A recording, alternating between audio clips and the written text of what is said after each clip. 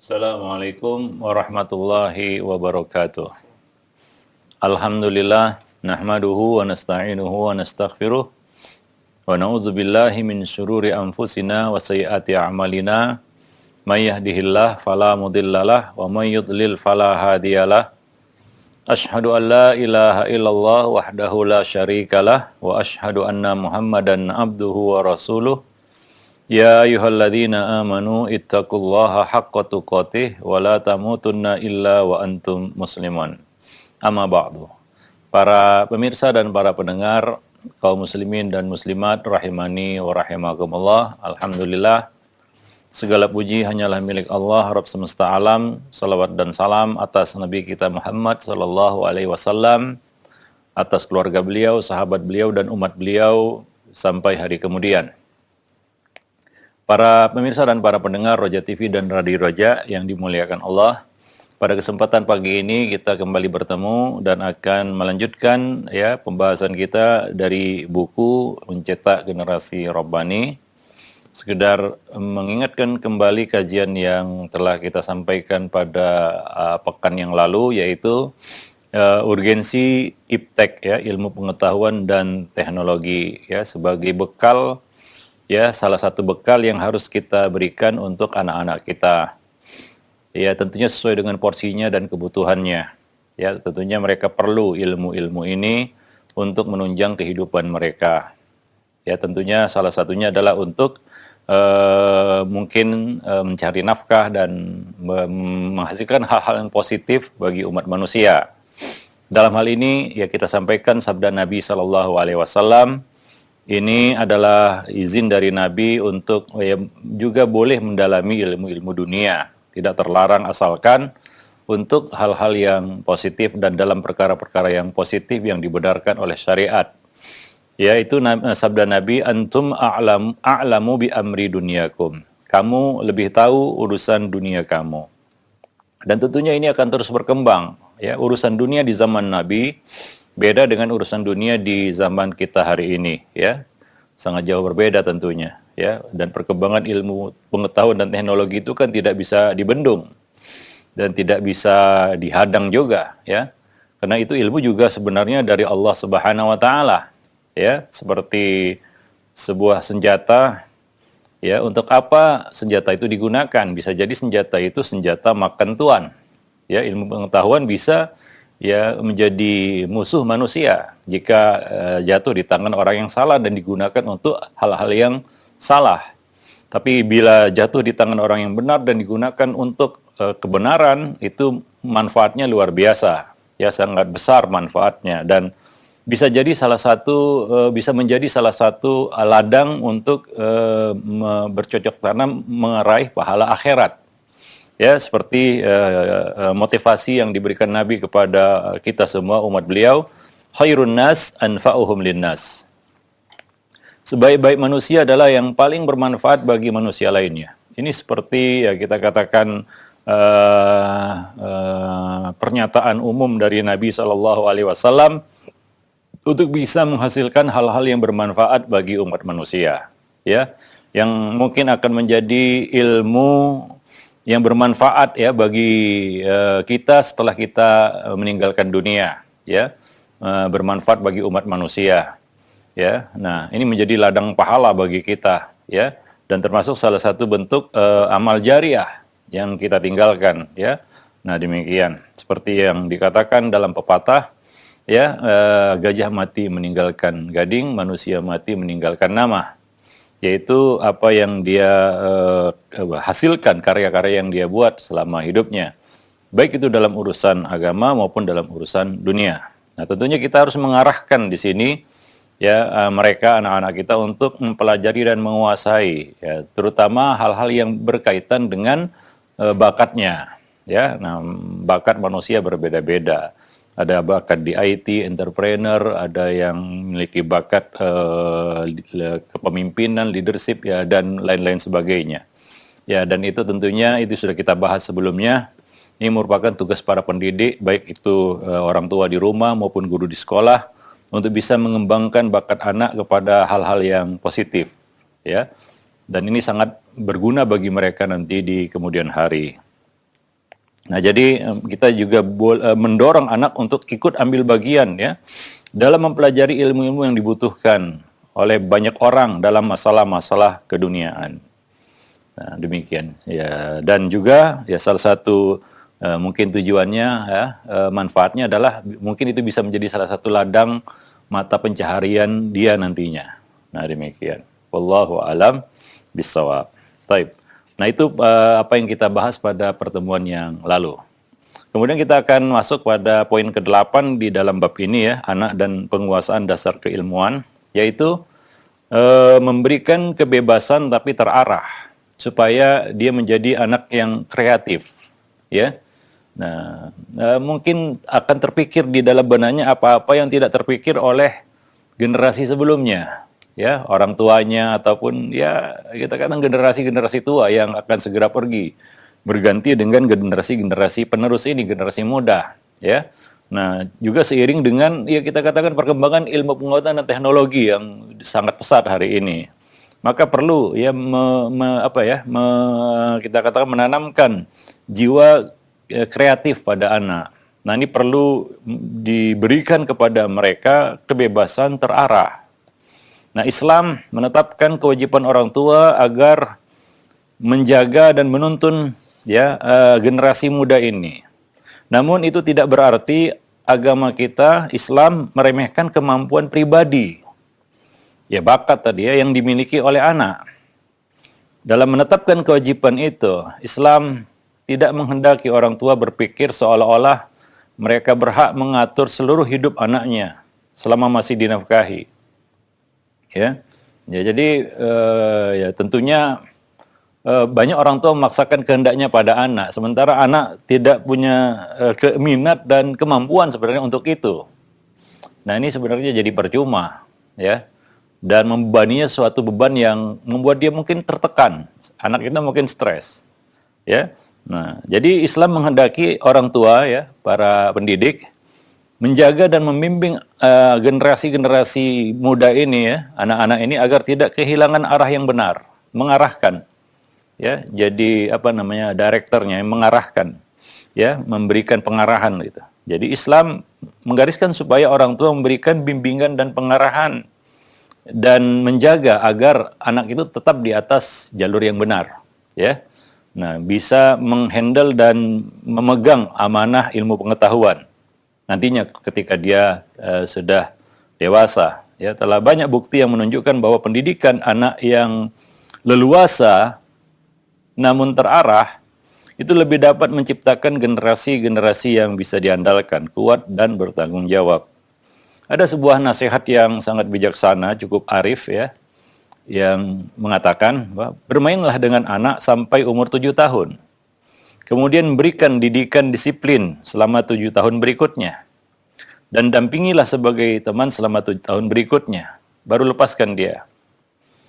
Nah, ini ya sebuah masukan ataupun kata-kata yang memberikan ya kita katakan motivasi bagi para pendidik untuk ya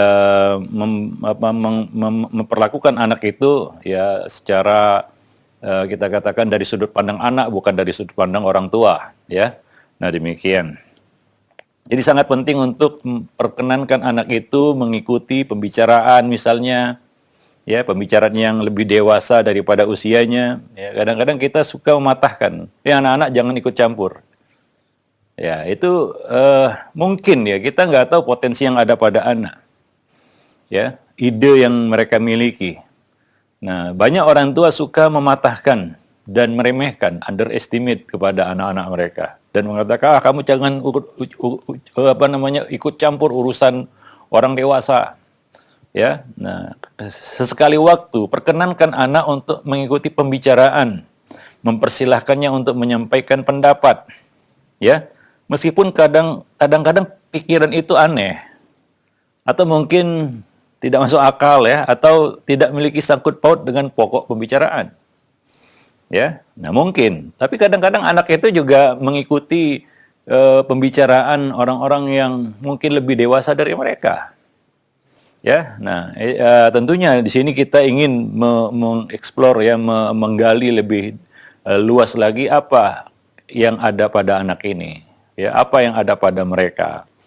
Ya, jadi ya, termasuk tindakan yang sangat tidak bijaksana adalah mengejek dan meremehkan anak. Ya, ini sebenarnya tidak boleh dilakukan oleh orang tua. Demikian juga para guru, ya. Jadi lebih baik orang tua itu menunjukkan, ya, kesalahan anak dalam cara berpikir atau berargumentasi. Kalau ada yang salah, ada yang keliru, itu diluruskan. Ya, bukan mematahkannya dan seolah-olah, ya, dia tidak layak untuk bicara, dia tidak layak untuk menyampaikan argumentasi ataupun pendapat. Nah, demikian, ya. Jadi anak harus senantiasa didorong supaya menyampaikan apa yang dia anggap benar, walaupun mungkin salah. Nah, kalau salah kita luruskan, kalau benar ya kasih apresiasi, ya, dan dorong dia untuk lebih lebih tajam lagi di dalam menyampaikan satu pendapat-pendapatnya. Nah, jadi tidak dorong lagi bahwa didikan ini akan menguntungkan si anak karena ya ia akan berani menyampaikan pendapat. Berani menyampaikan pendapat, selalu dapat menyampaikan pendapat. Ada anak yang ya mentalnya jadi kita katakan jatuh, ya, sehingga tidak terbangun kepercayaan diri pada dirinya, ya, dalam dirinya, ya, cenderung kita katakan merasa tidak mampu. Nah, ini tentunya rugi bagi si anak jika ini terbawa sampai dewasa. Ya, dia menjadi anak yang ya tidak punya kepercayaan diri, ya. Nah, demikian. Dia bisa misalnya dia tidak percaya diri bicara di depan orang, ya. Nah, kenapa? Karena memang mungkin sejak kecil dia selalu dipatahkan. Ya, nah ini perlu dilatih anak-anak itu, ya. Tentunya banyak lembaga pendidikan yang ya sudah mengarahkan anak untuk bisa, ya, bertampil di depan manusia karena dia akan berhadapan dengan manusia. Ya, nah demikian. Wallahu a'lam bishawab. Jadi itu akan membuat dia berani untuk menyampaikan pendapat. Ya, dan ini sangat bermanfaat baginya di dalam perjalanannya menuntut ilmu. Kenapa? Ya, karena dia bisa menyingkirkan rasa malu yang negatif di dalam di dalam proses menuntut ilmu. Seperti kata Imam Mujahid, ya, la yatlubul ilm isnan. Tidak bisa menuntut ilmu dua orang. Yang pertama adalah mustakbir dan yang kedua adalah mustahin. Orang yang sombong dan orang yang pemalu. Artinya malu di dalam hal yang di dalam apa kita katakan makna yang negatif, ya, yang menghalanginya dari ilmu. Nah, ini akan menghambatnya di dalam perjalanannya untuk menuntut ilmu. Ya, nah ada anak-anak itu yang kayaknya kurang percaya diri begitu, ya. Nah, selalu menjadi saya tidak bisa tampil, saya tidak bisa menjadi seorang yang ya sukses, saya adalah pecundang dan lain sebagainya. Dia menjadi anak yang lemah mental. Dia tidak punya daya saing. Ya, apalagi ya kita katakan bersaing dengan orang-orang di luar sana. Dan itu kehidupan nyata yang akan dihadapinya. Jadi anak-anak kita harus kita persiapkan untuk siap untuk menghadapi itu. Karena kehidupan, ya kita tahu bagaimana kerasnya kehidupan hari ini. Itu suatu hal yang kita saksikan sendiri, ya. Nah, bagaimana mereka nanti menghadapi itu, ya, bekal-bekal yang kita berikan kepada mereka untuk menghadapi tantangan yang mungkin lebih berat dan lebih besar lagi, lebih banyak lagi. Ya, tentunya kita harus berbicara itu ataupun kita bicara ini sesuai dengan kenyataan realita yang kita hadapi hari ini, yang kita alami hari ini. Ya, bukan kita mengawang-awang berbicara tentang 100-200 tahun yang lalu, beda. Para pemirsa dan para pendengar yang dimuliakan Allah, ya. Nah, yang kedua adalah ya bisa membimbingnya kepada kebenaran, menunjukkan kesalahannya dalam berargumentasi, mungkin dalam berpikir, ya. Dia dapat mengetahui, ya, kesalahan-kesalahan dalam pendapatnya dan dia belajar untuk mengambil keputusan yang lebih baik, ya. Nah, ini perlu latihan tentunya, ya, mengambil keputusan. Apalagi saya tegaskan di sini untuk anak laki-laki, ya, di mana dia akan menjadi kepala, dia akan menjadi pemimpin.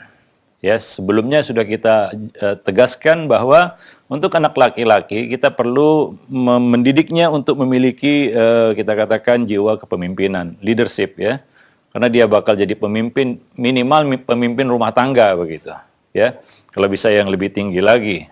Tapi paling minimal dia akan jadi pemimpin rumah tangga dan dia harus siap itu. Dan pemimpin itu, pemimpin yang baik itu adalah pemimpin yang bisa mengambil keputusan yang terbaik. Ya, bisa mengambil keputusan yang terbaik. Kadang-kadang dalam mengambil keputusan itu kita harus memilih yang sedikit mudaratnya ya, akhafud dararain misalnya. Ya, menimbang maslahat mudarat itu perkara yang sangat sulit sebenarnya. Dan perlu diasah keterampilan itu dari kecil ya. Nah, demikian. Wallahu a'lam bishawab. Yang ketiga adalah jika yang lebih tua mengambil keputusan, dia dapat belajar tentang cara memberikan pertimbangan yang benar dan cara menyampaikan pendapat yang benar, mengambil keputusan yang tepat, ya. Nah, yaitu membangun kerangka berpikirnya.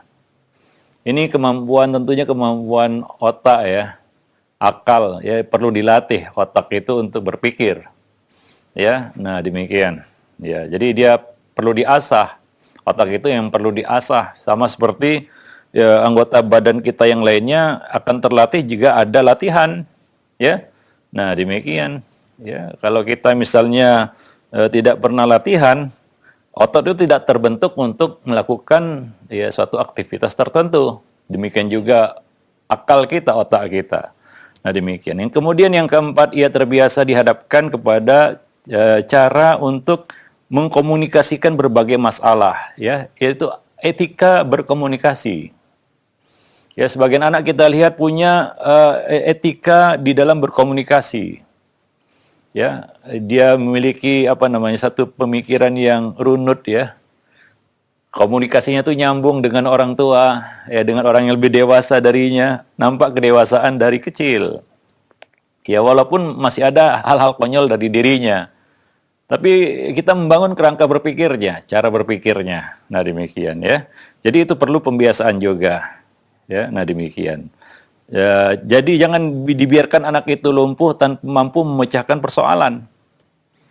Ya, kadang-kadang ya kita libatkan dia untuk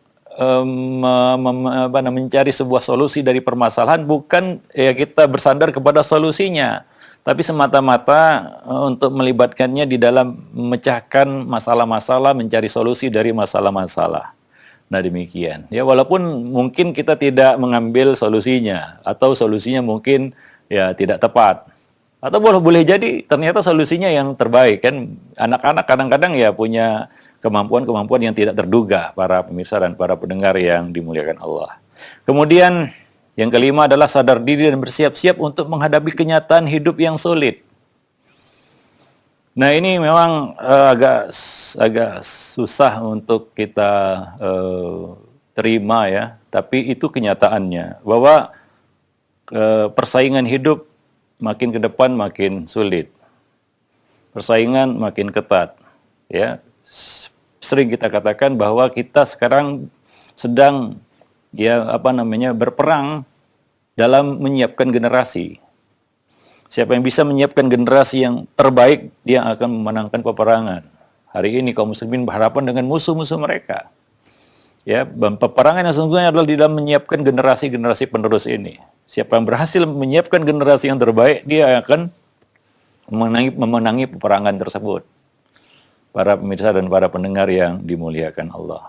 Nah, kita sama-sama punya kewajiban di dalam bab ini, ya. Baik orang tua di rumah maupun kita katakan pihak yang menjalankan pendidikan di sekolah, guru-guru dan semua pihak yang terkait. Nah, demikian. Wallahu a'lam bishawab, ya. Jadi ya tentunya kita tidak membiarkan anak kita ya tanpa bekal untuk menghadapi masa-masa kedepannya yang tentunya kita tahu sendiri bagaimana kondisinya ya, sangat sulit dan sangat berat, tantangannya sangat banyak ya, apalagi di masa zaman di mana perkembangan ilmu pengetahuan dan teknologi sangat pesat ya. Jangan musuhi teknologi karena itu ilmu juga dari Allah Subhanahu wa taala ya, kita tidak bisa mengingkari itu ya, tapi seperti yang saya sebutkan tadi, ilmu pengetahuan dan teknologi itu ibarat senjata. Ya, tergantung siapa yang memegangnya. Bisa jadi senjata ini makan tuan, kan begitu. Wallahu a'lam bishawab. Yang keenam, kesempatan tersebut memberinya kebebasan berpikir, yaitu dia akan dilatih untuk menjadi orang yang kreatif dan membiasakannya untuk menghadapi persoalan. Anak-anak ya, kadang-kadang kita kalau dia menghadapi persoalan, mungkin persoalan dia dengan siapapun ya, dengan temannya ataupun dengan yang lain-lain, ya, kalau kita rasa dia bisa untuk menyelesaikan masalahnya sendiri, kita tidak perlu terlalu ikut campur ya, lebih terlalu dalam di dalam menyelesaikan masalah. Coba dilihat apakah dia bisa menyelesaikan masalahnya sendiri.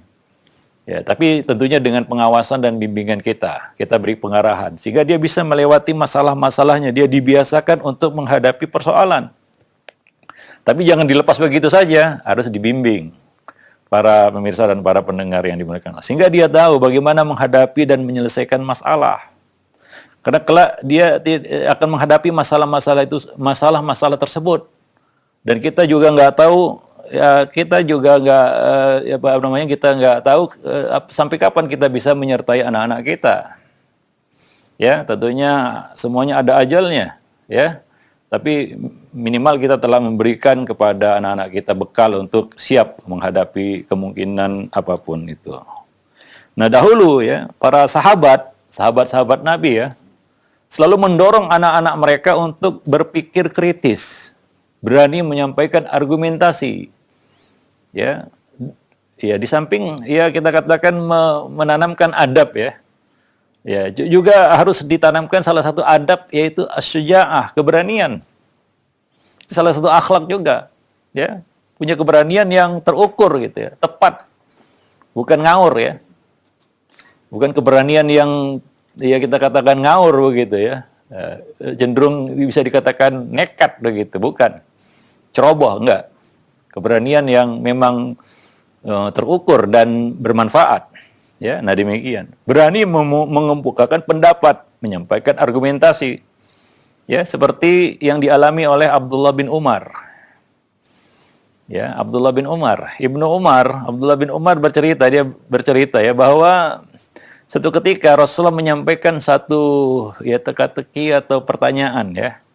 Tahukah kalian sebuah pohon yang perumpamaannya seperti seorang muslim yang memberikan buah setiap saat dengan izin Allah, sementara daun-daunnya tidak gugur.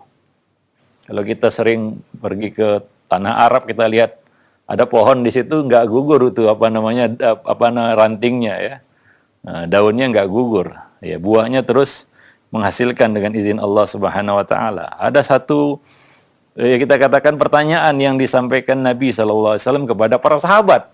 Di situ sahabat-sahabat yang senior hadir ya. Nabi melontarkan pertanyaan itu. Kadang-kadang Nabi menyampaikan pertanyaan itu ya untuk dijawab. Kadang-kadang Nabi melontarkan pertanyaan bukan untuk dijawab karena Nabi akan menjelaskan sesuatu. Nah, di sini Nabi ingin menguji ya sejauh mana ketajaman berpikir para sahabat ya. Maka ada satu perumpamaan, ini perumpamannya seperti perumpamaan seorang muslim ya yang tidak mengotori tapi memberikan manfaat terus-menerus. Ya. Apa kata Ibnu Umar? Terbersit dalam pikiranku bahwa pohon yang dimaksud oleh Nabi itu adalah pohon kurma. Tapi aku sungkan berbicara. Ya, malu mengatakan itu di hadapan orang-orang yang lebih dewasa. Di situ ada ayah beliau yaitu Umar, ada Abu Bakar, dan ada sahabat-sahabat yang lainnya. Nah, seorang bocah ataupun seorang anak, ya Ibnu Umar tahu jawabannya, tapi beliau tidak disungkanlah, segan untuk menjawab itu. Ya ketika Abu Bakar dan Umar tidak memberikan jawaban, nggak ada yang memberikan jawaban. Ya, ada yang jawab, oh itu pohon-pohon yang ada di di hutan. Ya, Nabi tidak membenarkan jawaban mereka ya, tidak ada jawaban yang benar itu. Maka Nabi berkata, jawabannya adalah pohon kurma, kata Nabi. Lalu ketika aku telah keluar bersama ayahku dari majelis, aku beritahu kepada ayahku, wahai ayah, tadi terpikir olehku bahwa jawabannya adalah pohon kurma. Ya, aku mau jawab tapi segan, banyak orang-orang yang lebih tua. Nah, demikian. Maka apa kata Umar? Ya, Umar bertanya kepada anaknya, ya, kepada Abdullah bin Umar, apa yang menahanmu untuk menjawabnya? Jadi Umar menyayangkan anaknya tidak menjawab begitu. Andai kamu mengatakannya, maka itu lebih aku sukai daripada ini dan itu. Ya, nah apa kata Ibnu Umar? Aku pun berkata, tidak ada yang menghalangiku kecuali karena aku melihat ayah maupun Abu Bakar tidak bicara, tidak menjawab. Sehingga aku pun segan ya untuk berbicara. Nah, demikian. Jadi Umar memberikan dorongan, motivasi kepada anaknya untuk berani, ya, untuk berani menjawab. Jangan bersikap seperti itu di dalam ya ilmu, dalam menuntut ilmu, itu akan merugikan. Dalam riwayat lain disebutkan bahwa ya ternyata aku adalah orang yang paling kecil di situ, sehingga aku memilih diam. Ya, nah demikian para pemirsa dan para pendengar yang dimuliakan Allah. Jadi ini penting ya kepada para orang tua untuk memberikan kebebasan, artinya peluang kepada anak-anak untuk bisa berkembang. Ya, jangan selalu dipatahkan anak itu sehingga dia menjadi kerdil jiwanya, ya, nggak berkembang dan ya cenderung tidak percaya diri, ya, tidak punya kepercayaan diri, ya. Nah, demikian. Tadi sudah kita sebutkan ya bahwa memberikan kebebasan terarah ini banyak manfaatnya. Tadi kita sebutkan 6 manfaatnya ya. Dan juga demikian ya yang yang ditanamkan ataupun yang diajarkan oleh para sahabat kepada anak-anak mereka ya.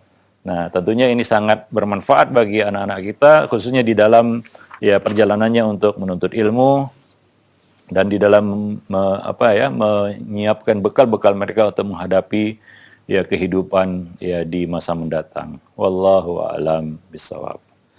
Kemudian yang kesembilan dalam bab ini adalah memberikan ataupun mengistimewakan setiap anak. Ini poin yang kesembilan. Ya, memberikan ya satu perhatian ya khusus terhadap masing-masing anak. Setiap anak punya keistimewaan, maka istimewakan setiap anak.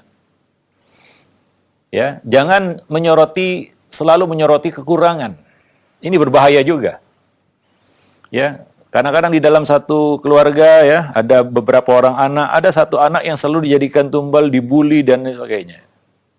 Ini sangat-sangat tidak baik, ini termasuk salah satu bentuk ketidakadilan juga. Dan banyak juga di dalam keluarga itu memperlakukan seorang anak itu seperti itu, mungkin karena kekurangannya, ya mungkin ya dia anak yang paling kecil biasanya mungkin ya, atau karena ada hal-hal lain ya. Nah, itu sering itu dijadikan bahan bulian itu di dalam keluarga itu ya, bukan di luar. Ya, bayangkan betapa tertekannya anak itu jika dia dapat bulian di luar dan juga di rumahnya.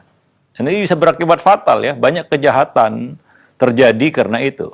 Banyak kita katakan perkara-perkara buruk terjadi karena hal ini. Ya, kita mungkin pernah dengar kasus ya, seorang anak membunuh satu keluarga ya. Ini sangat buruk, menjadi catatan bagi para orang tua.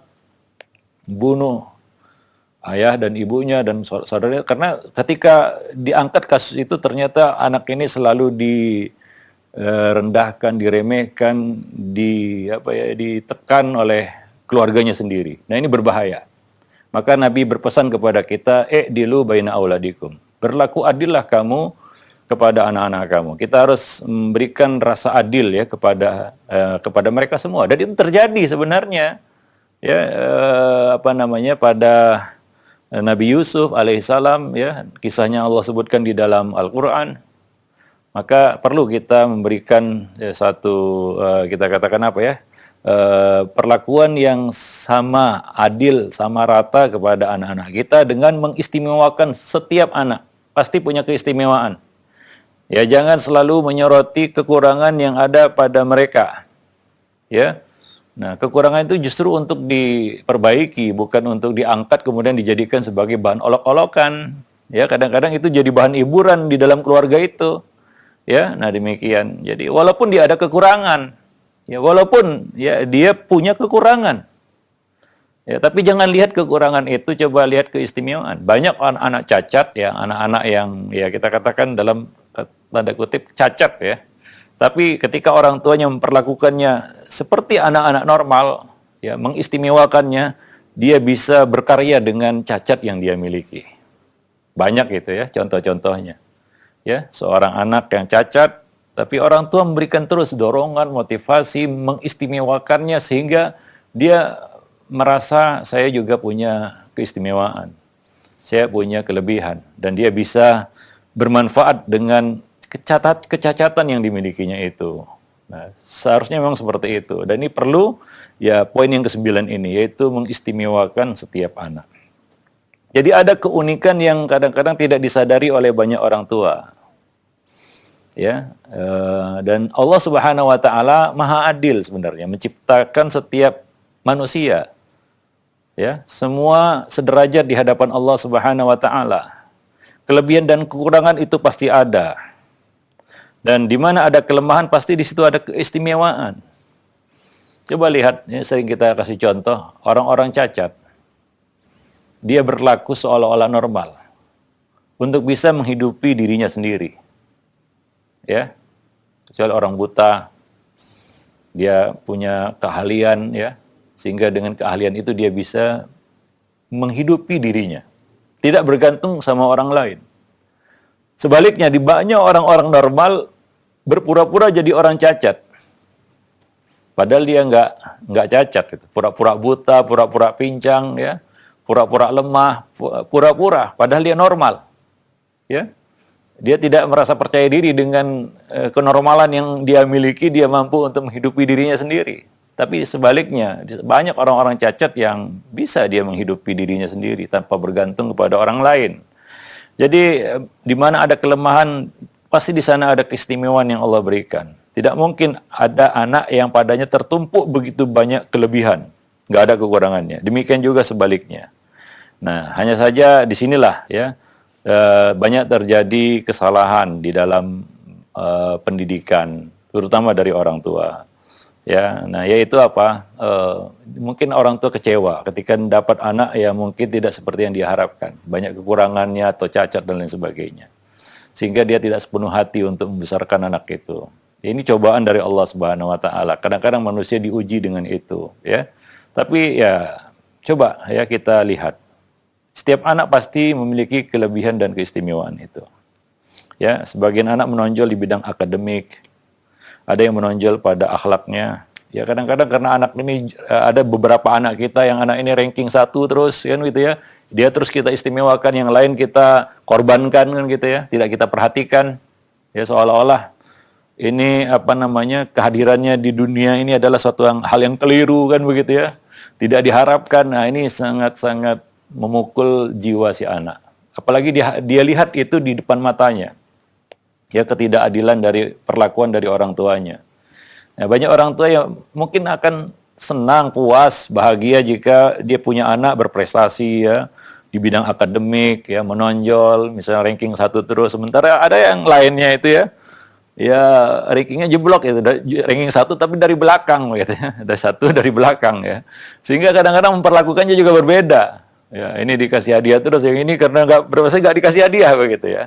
Nah ini juga nggak boleh. Ketika kita berikan hadiah kepada anak, ya kalau bisa adil gitu ya. Nah demikian ya. Jangan ya kita katakan, wah ini dia ranking 1 dikasih hadiah, sementara ranking 1 dari belakang itu, wah ini udah nggak diperhatikan sama sekali. Ya ini juga nggak benar ya. Nah jadi anak yang secara mungkin dia dalam bidang akademik tidak menonjol, tapi mungkin ada sisi lain yang dia lebih daripada yang itu. Daripada anak yang punya prestasi akademik itu. Mungkin dari sisi akhlaknya, mungkin dalam hal ketekunannya, mungkin dalam hal kekuatan hafalannya, mungkin kemahirannya, mungkin macam-macam ya. Nah, itu perlu kita gali. Makanya tadi kita katakan bab menggali bakat anak itu penting supaya kita bisa melihat sisi positif, kelebihan pada anak itu. Ya, karena sebagian anak mungkin ada menonjol dalam bidang-bidang yang mungkin nggak dikira, nggak disangka, nggak diduga oleh orang tua. Ya, mungkin orang tua ya mungkin ya lebih memfokuskan ya perhatian pada anak dalam bidang akademik, ya prestasi di sekolah, nilainya bagus, ranking 1 kan begitu ya. Sementara anak yang ini mungkin rankingnya jeblok ya. Cuma dia punya keterampilan mungkin. Wah, kalau dia bongkar-bongkar dia bisa pasang lagi. Dia punya keterampilan yang mungkin tidak dimiliki oleh si ranking 1 itu. Ini kelebihan anak.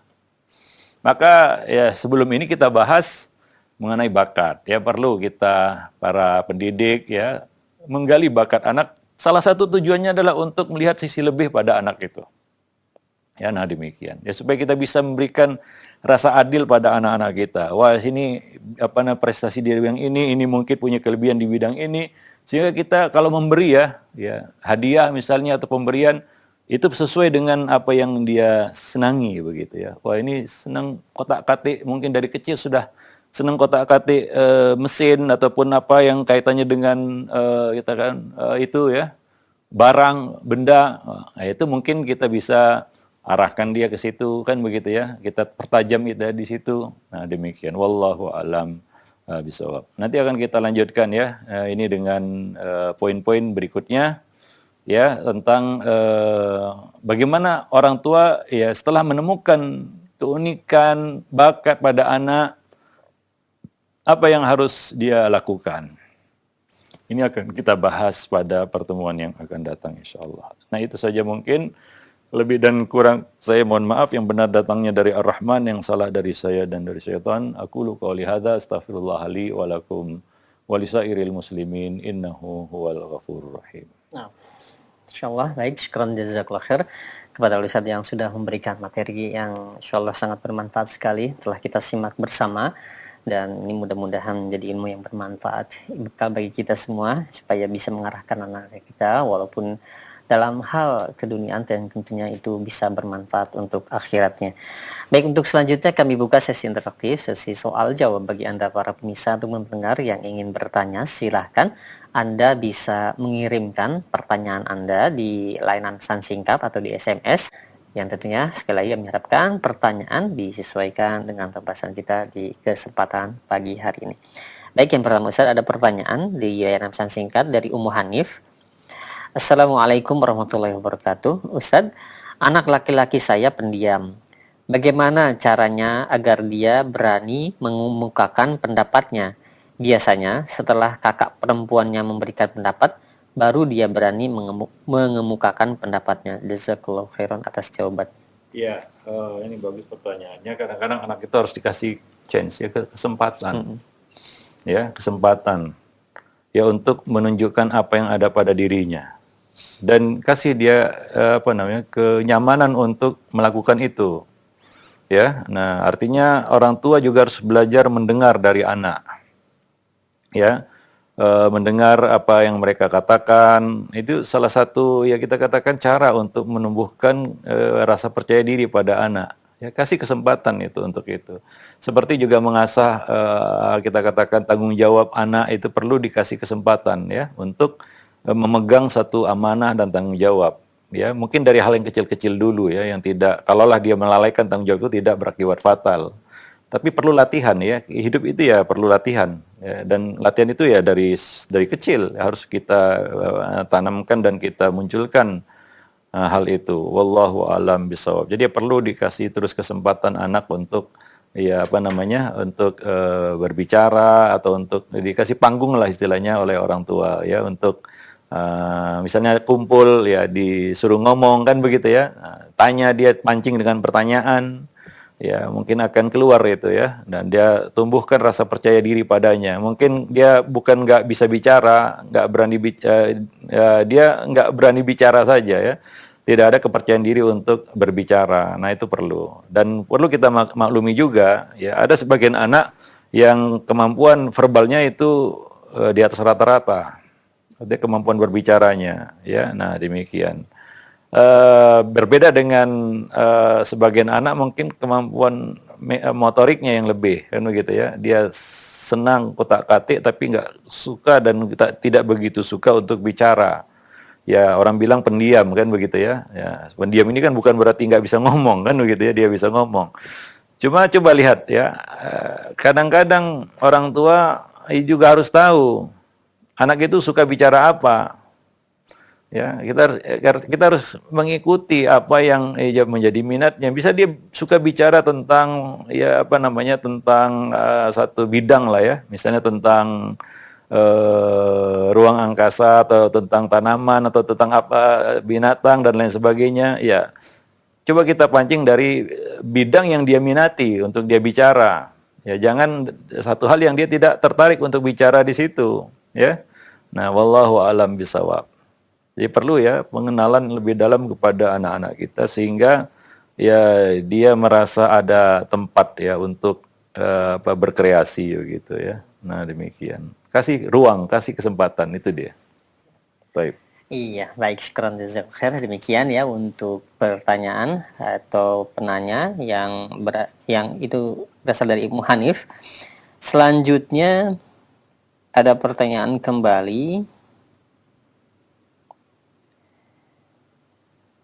Assalamualaikum, tidak sebutkan dari mananya. Ustadz, bagaimana cara kita memperbaiki adab atau perilaku kita kepada anak yang kita terlanjur sering merendahkan kekurangan anak, Ustadz? Bagaimana cara membangkitkan kembali rasa percaya dirinya tersebut karena kesalahan cara mendidik di kesempatan yang lalu-lalu? Iya, ini ya kadang-kadang orang tua perlu minta maaf juga sama anak dan nggak perlu merasa gengsi ya. Wah, kalau saya minta maaf sama anak nanti anak ngelunjak, enggak juga kan begitu ya. Nah, jadi itu salah satu cara untuk menanamkan kesadaran untuk meralat kesalahan apabila salah dan mengajarinya untuk minta maaf juga atas kesalahan yang terjadi begitu. Itu yang pertama. Yang kedua ya tentunya kita harus memupus itu semua ya, jejak-jejak masa lalu yang salah itu ya dengan ya kita katakan merubah sikap lah. Ya, selama ini mungkin kita terlalu meng-underestimate anak itu. Nah, sekarang kasih kepercayaan diri kan begitu ya. Kasih kesempatan tadi ya. Nah, mulai kita kita berusaha untuk angkat sisi lebih pada anak itu ya. Nah, kita kadang-kadang perlu menyebutkan sisi lebih dia kan begitu supaya dia muncul kepercayaan diri kan bahwasanya dia punya kelebihan di dalam bidang-bidang tertentu. Nah, demikian. Dan perlu kepercayaan dia itu perlu dibangun, ya nggak bisa muncul begitu saja dan perlu orang yang membimbing itu ya. Jangankan anak-anak, orang dewasa saja perlu pendamping untuk membangkitkan rasa percaya diri kan begitu ya. Nah, itu orang dewasa apalagi ya seorang bocah ya seorang anak. Nah di sini tentunya orang tua lah yang membimbing, memberikan pengarahan, memberikan ya kita katakan kesempatan ataupun latihan-latihan kepada anak mereka untuk bisa mengembangkan diri dari situ. Wallahu a'lam bishawab. Ya. Baik, syukran jazakallahu khair atas jawabannya. Demikian, dan selanjutnya ini ada pertanyaan kembali dari seorang penanya, seorang ibu yang memiliki anak akhwat. Ya Ustadz, bolehkah kita mengarahkan anak kita di mana dia memiliki kemampuan berbicara lebih dari anak yang lainnya, yaitu mengikuti lomba-lomba misalkan ceramah atau yang lainnya? Baikkah hal tersebut Ustadz untuk anaknya? Ya, salah satu cara untuk mendidik anak dan menumbuhkan kepercayaan dirinya adalah berkompetisi. Anak juga harus dilatih berkompetisi dari kecil. Dan biasanya sekolah-sekolah mengadakan itu ya kompetisi-kompetisi itu perlu anak itu didorong untuk mengikuti kompetisi karena dia bakal berkompetisi. Hidup adalah kompetisi juga kan begitu ya.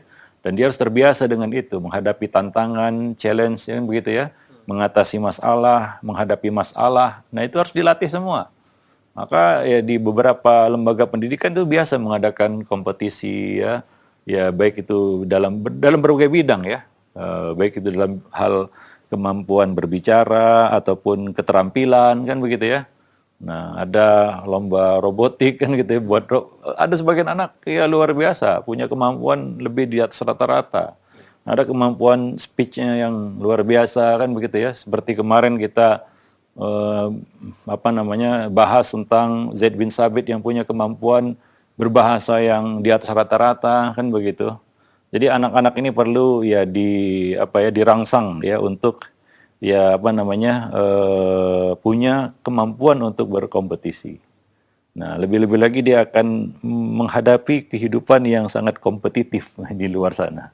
Sangat kompetitif, apalagi nanti ke depannya. Mereka harus siap ya. Nah, demikian. Selain bekal ya imtak tadi ya, iman dan takwa, bekal adab dan akhlak, bekal ilmu pengetahuan dan teknologi juga harus diberikan. Nah, sesuai dengan porsinya ya. Nah, demikian. Apa di atas apa? Ya, dasarnya adalah imtaknya. Kemudian dibangun di atas itu ya pengetahuan tentang ilmu pengetahuan dan teknologi dunia yang dia miliki. Nah, itu yang dibutuhkan oleh manusia hari ini. Nah, kita ya berharap ya generasi-generasi kita ke depannya ya adalah generasi yang siap untuk ya, menghandle itu semua. Nah, seperti yang saya sebutkan tadi, kita sekarang perang generasi. Siapa yang berhasil menyiapkan generasi yang terbaik, dia akan memenangi peperangan tersebut. Wallahu alam bisawab. Dia jangan dilatih berceramah tentang agama seperti itu, apakah bagus juga Ustaz? Dengan masih Iya, kecil ya? itu latihan aja ya, ya, latihan aja latihan. ya. Iya, latihan. Latihan kan untuk melihat bakat anak itu juga, kemampuan berbicaranya, kemudian melatihnya untuk menyusun kerangka kerangka satu pembicaraan kan begitu ya. Nah, kan nggak semua orang punya kemampuan seperti itu. Ya, misalnya dalam hal tulis menulis ada di sana kompetisi, misalnya buat karangan ya, karya tulis. Nggak semua anak bisa menulis dan membuat kerangka tulisan yang rapi. Tidak semua orang bisa. Ya, nah itu kan kemampuan yang Allah berikan kepada siapa yang dia kehendaki gitu ya. Nah, jadi tujuan kompetisi itu sendiri adalah untuk melihat ya apa yang ada di balik tirai ini. Ya, anak, kalaulah kita katakan ini suatu misteri anak itu ya, apa yang ada di balik tirai itu kita nggak tahu. Nah, inilah cara-cara untuk menyingkap apa kira-kira ada apa yang ada di balik tirai itu kan begitu ya. Wallahu a'lam bishawab. Jadi ya bagus ya. Ya saya dukung juga lembaga pendidikan yang aktif untuk mengadakan kompetisi ya. Nah, demikian. Ya, kadang-kadang kompetisi itu kan di kalangan mereka, di kalangan internal ya, dan bisa juga kompetisi di ya lebih luas lagi kan begitu ya. Nah, demikian. Wallahu a'lam bishawab. Iya, baik. Terima kasih banyak syukran jazakallahu khair atas jawaban dan nasihat Ustaz. Demikian, dan selanjutnya ini ada pertanyaan kembali Ustaz. Saya seorang single parent dan saya memiliki anak yang sulit sekali untuk disuruh sholat dan juga belum bisa mengaji Ustadz. Ini adalah anak lebih dari satu. Karena saya juga sibuk mengurus anak orang tua saya. Dan saya bertinggal dengan orang tua tentunya. Sehingga saya tidak memiliki panutan untuk anak saya supaya dia bisa untuk berangkat sholat Ustadz. Mohon nasihatnya dari permasalahan ini. Ya, ya memang single parent itu tidak ideal ya dalam menangani tugas mendidik itu. Single parent tentunya kurang ideal. Bukan berarti tidak bisa. Ada contoh seperti ibunya Imam Syafi'i yang bisa kita katakan mendidik ya seorang Imam Syafi'i kecil ya sehingga jadi seorang imam ulama. Tapi kan tidak semua orang punya kemampuan seperti itu ya. Nah, jadi memang idealnya perlu sosok ya. Ayah ibu itu memang itu fitrah manusia, perlu ayah ibu ya. Nah, demikian. Perlu sosok itu kedua sosok ini ya di dalam pendidikannya ya. Nah, demikian. Wallahu a'lam bishawab. Tapi ya kalau memang ada sebagian orang memilih untuk bertahan di status singlenya ya, dan mendidik anak sendiri atau sebagai single parent. Ya, kalau kita bicara tentang masalah kewajiban sholat, ya kan kita sudah jelaskan mengenai masalah melatih rukun-rukun Islam pada anak ya. Sholat itu usia dibedakan usia 10 tahun ke bawah dengan 10 tahun ke atas. Kita sebutkan Nabi membedakan sisi usia, faktor usia ini ya. Nah, usia 10 tahun ke bawah yaitu marhalah fase di mana dia belum baligh. Ya, yang kita tekankan di sini adalah bagaimana dia sholat. suka sholat, kan begitu ya, suruh sholat, ya, tapi jangan dikasih hukuman karena mungkin dia lalai, mungkin dia sholat tapi masih ya nggak sempurna, kan begitu ya. Tapi usaha yang kita ya, lakukan adalah bagaimana supaya dia suka sholat, senang sholat, ya, dan tidak berat mengerjakan sholat itu. Dia merasa fun ya dengan ibadah sholat yang dia kerjakan, senang begitu ya. Nah, mungkin dengan pancingan ya kita katakan hadiah atau apresiasi apapun itu ya, sehingga dia, wah, saya sholat ini membawa keuntungan bagi saya. Ini anak ya, bicara anak ya. Bukan orang dewasa lain ya. Nah, di usia 10 tahun baru Nabi kasih izin untuk memukulnya. Izin ya, bukan harus ya, izin untuk memukul anak di usia 10 tahun ke atas. Wallahu a'lam bishawab. Jadi anak ini usianya berapa? Nah, ya, tidak disebutkan pertanyaan itu. Nah, jadi kalau di bawah 10 tahun ya kita, yang perlu kita lakukan adalah menanamkan rasa senang sholat pada anak itu.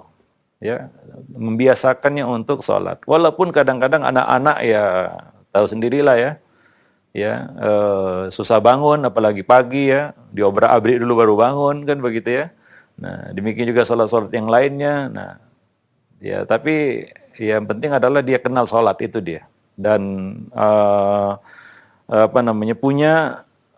kita bangun kesadarannya untuk mengerjakan sholat itu ya. Nah, demikian. Ya, waktunya maksimal 7 tahun ya. Di atas itu sudah terlambat bagi orang tua yang baru menanamkan ataupun menyuruh anaknya sholat. 9 tahun baru disuruh sholat. Artinya cuma punya waktu 1 tahun untuk menanamkan kesadaran. Ya, sebelum dia sampai pada usia baligh di mana dia sudah mukallaf, ya, ada izin untuk memberikan hukuman, tapi disuruh baru 9 tahun. Ya, bagaimana itu? Terlalu dekat waktunya, kan begitu ya, dan mepet istilahnya, dan ya, tidak terbangun kesadaran pada dirinya, kebiasaan itu kan ya, perlu pembiasaan, kan begitu ya. Nah, Allah bisa karena biasa. Wallahu a'lam bishawab. Baik. Iya, baik. Syukran jazakallahu khairan Ustaz atas jawabannya. Demikian untuk yang bertanya. Dan selanjutnya kembali kami ajukan ada 2 pertanyaan yang senada. Ya, ya Ustadz, saya menikah di usia muda dan kini memiliki anak laki-laki yang memang masih relatif muda, tapi ingin segera menikah. Pengalaman saya waktu masih muda dan memiliki anak seolah belum siap mentalnya, sering emosi ketika ada permasalahan entah itu anak atau yang lainnya. Sehingga saya merasa anak saya kadang menjadi korban kekerasan fisik waktu itu. Saya tidak ingin hal itu terjadi kepada anak saya yang mau menikah, yang masih muda tadi, Ustaz. Saya ingin dia lebih matang dalam kedewasaan, barulah dia menikah. Mohon nasihatnya dan masukannya bagaimana baiknya, Ustaz. Ya, tentunya itulah pentingnya pendidikan dari kecil ya. Kalau pendidikan itu diberikan terlambat, memang segala sesuatunya menjadi pelik, rumit. Kata pepatah, nasi sudah jadi bubur gitu ya. Nah, kita menanamkan ke jiwa kepemimpinan saat dia sudah berusia 19 tahun misalnya, atau 17 tahun baru kita tanamkan jiwa kepemimpinan. Wah, itu kan ya agak susah ya. Nah, demikian. Tapi kalau kita lakukan itu ya dari kecil ya, nah mungkin masalahnya nggak serumit ini. Dia sudah punya kedewasaan di usia-usia yang memang dia harusnya dewasa, kan begitu ya, dan siap untuk melangkah ke jenjang kehidupan apapun, termasuk kehidupan rumah tangga, kan begitu ya. Nah, demikian. Ini pilihan yang sulit bagi orang tua antara melepas anaknya untuk menikah. Kenyataan anak itu masih jauh dari yang diharapkan, kan begitu ya. Nah, ya kita khawatir juga anak itu menzalimi anak orang lain, kan gitu ya. Nah, memang sekali lagi para ayah bunda, pendidikan jangan telat, itu dia. Itu pelajaran mungkin yang bisa kita dapatkan dari kondisi kasus-kasus seperti ini. Memang sangat tidak enak kalau nasi sudah jadi bubur ya. Segala sesuatu jadi serba salah, mau digoreng salah, mau dijadikan apapun ya jadi bubur lah ya. Nah, demikian. Wallahu a'lam bishawab. Ya cuma coba ya bicara, dialog sama anak itu penting. Walaupun dia sudah dewasa. ya. Ya nggak ada kata terlambat dalam kehidupan, segala sesuatunya masih mungkin jika Allah menghendaki, ya. Jadi coba ya dialog dengan anak, berkomunikasi dengan anak yang sudah dewasa ini, mudah-mudahan dia bisa mendengar pengarahan kita dan tahu langkah apa yang harus dia lakukan, kan begitu ya. Punya gambaran tentang rumah tangga, apakah dia siap dan tidak siap, dia memberikan jawaban karena dia sudah dewasa, akalnya sudah matang. Ya, dia bisa menilai saya siap, saya tidak siap. Karena Nabi mensyaratkan ba'ah, ya, kemampuan untuk memberi nafkah lahir batin kepada istri, karena itu kewajibannya nanti. Dan dia ya, tentunya harus siap menangani kewajiban itu, ya. Nah demikian. Orang tua bisa membantu, tapi ya gak mungkin kan orang tua terus menjadi bantalan bagi anaknya, kan begitu. Nah ya sebagian orang tua ya ada yang kita katakan ya memaksakan diri untuk menafkahi kehidupan rumah tangga anaknya, dan ini sebenarnya juga tidak baik bagi kehidupan rumah tangga mereka, ya. Dan anak sudah nikah tapi terus disupport 100% dari orang tua, ya. Sebenarnya tidak ideal, ya. Bukan nggak boleh saya katakan, tapi nggak ideal seperti itu, ya. Nah, sampai kapan kita bisa membantu kita katakan biaya rumah tangga mereka? Ya kalau kita tetap hidup, kalau tidak mereka tidak siap itu. Dan ya zaman sekarang nggak sama dengan zaman dulu. Dulu orang bisa nikah dengan modal kain sarung di zaman Nabi, ya. Tapi ya sekarang berbeda. Nah ini yang harus kita sadari, ya. Nah jadi perlu bicara kepada anak ya secara mungkin face to face, ya, empat mata, ataupun secara lebih privasi, sehingga anak tuh sadar dan tahu kalau dia mau nikah apa yang harus dilakukannya. Walaupun ya kita minta ampun kepada Allah, mungkin kita telat ya ataupun terlambat untuk menanamkan itu semua pada anak. Tapi tidak ada lebih baik terlambat daripada tidak sama sekali, ya. Nah demikian. Mudah-mudahan dia paham dan dia tahu, wah saya mau menikah, tahun depan saya mau menikah, saya harus merubah sikap, saya harus menjadi anak yang dewasa, saya harus begini. Nah, setelah diomongi sama orang tua, sehingga ketika dia masuk kepada fase kehidupan rumah tangga itu dia memang sudah siap, begitu ya.